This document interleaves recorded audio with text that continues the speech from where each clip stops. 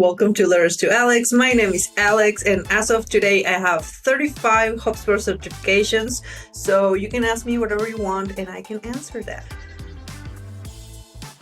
So for today's episode, we have a letter from the fantastic Diana Gonzalez, who shares with us how to align lifecycle stages throughout the organizations. Marketing managers get very frustrated with reports that do not show all the value they generate. I love this question because it's something I had previous talk about, but not quite. So currently I have another video where I'm comparing lifecycle stages to lead status. You can check that out.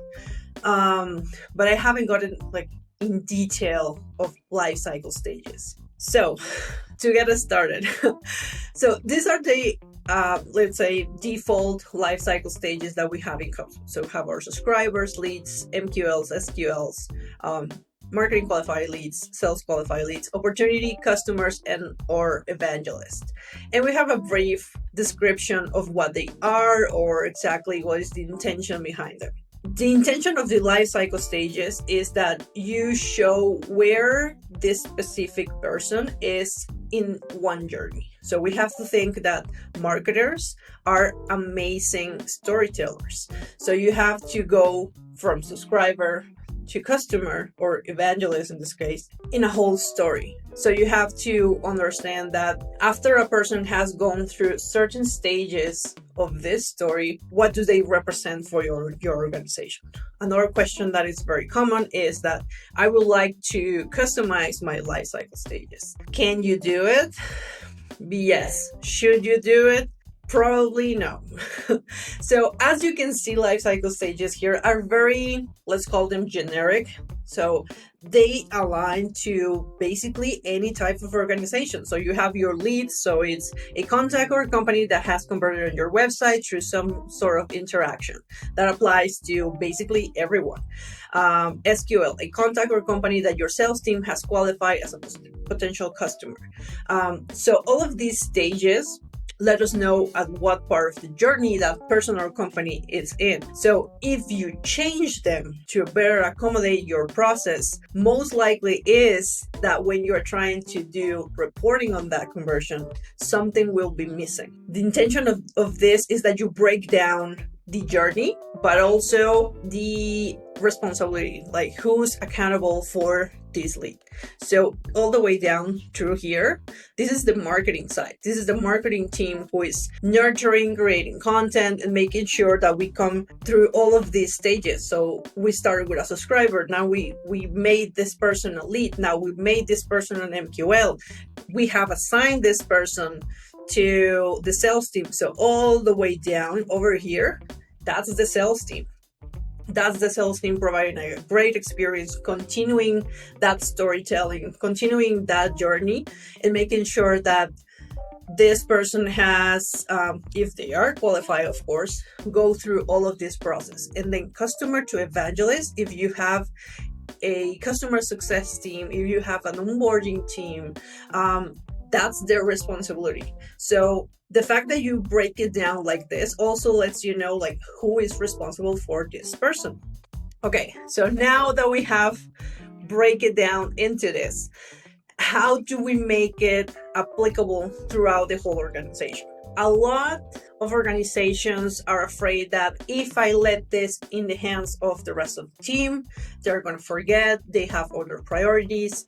So my recommendations is that you automate it. So first of all, breaking down all of these stages, how does that translate to your organization? What does an MQL looks like for your organization? When are you going to consider a marketing qualified lead? This can be set up by lead scoring, for example. If you want more information about lead scoring, I can make you a video about that. But lead scoring, what is going to allow you is give points or score to that specific lead or company based on either their profile or the activities that they are taking. So if in your journey, what this means is they have attended a webinar, they have visited your website, if they have downloaded an ebook, things like that, then you can give points to those activities. And whenever they reach a certain amount of points, that means they are now a marketing qualified lead or a sales qualified lead. This way you can automate it without having your team go and check each one of their leads and what have they done in order to set them as marketing qualified leads. Just to give you an example. So this is a folder with all of the life cycle stages and breakdowns that we need. Well, for example, here at Red Partners, how we break down all of the contacts, all of our database, all of them are included at some point of this list. And what we do is automate it. So you can steal this workflow. So we have our list as triggers, and then we check. And if you take a moment and take a look of this, what you're gonna notice is that we make sure that everyone goes through each one of the stages. We don't jump stages. So that means if you enter as a subscriber, we don't jump you to sales qualified lead right away. We are going to make sure that you go through all of the stages and then set you as a sales qualified lead. Why? Because of reporting. And I'm going to show you that in a minute. So we have became a lead date. If it's unknown, then what we're going to do is set them as a lead, wait 1 minute, and then go to the next action. And then if became a marketing qualified lead date is unknown, that this type of filter, what it means is this person has never been in that stage. That the life cycle stages has never been set to this specific stage.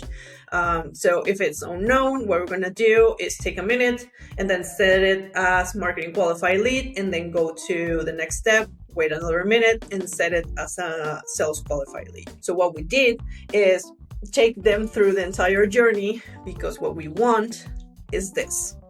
So this is the important part for marketers. Marketers are out there are generating bunch of leads, bunch of qualified leads, and bringing people into your organization. But sometimes they do not get the merit that they deserve because something like this is not set in place. So we have a contact life cycle stage funnel. We contact totals and conversion rates. So we can see how many leads have been generated, how many of them have been qualified and assigned to sales, and how many have converted into customers. So we have a breakdown of the next step and the cumulative conversion. And what it does is really show the impact of what the marketing team has generated. Remember, we go back here and we can see like the beginning of the journey. All of this is responsibility of the marketing team. So we can have very specific information, especially if we are going for a lifetime value.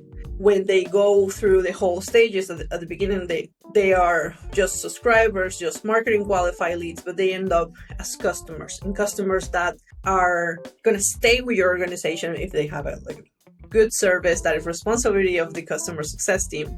But everything was brought by the marketing team. So seeing this type of information and what it represents to your organization gives power back to the marketing team, which is super important. For all my marketers out there, I try to make it this as brief as possible, and that it's a little bit hard. So take the time and workshop. What is an MQL? What is an SQL for your organization?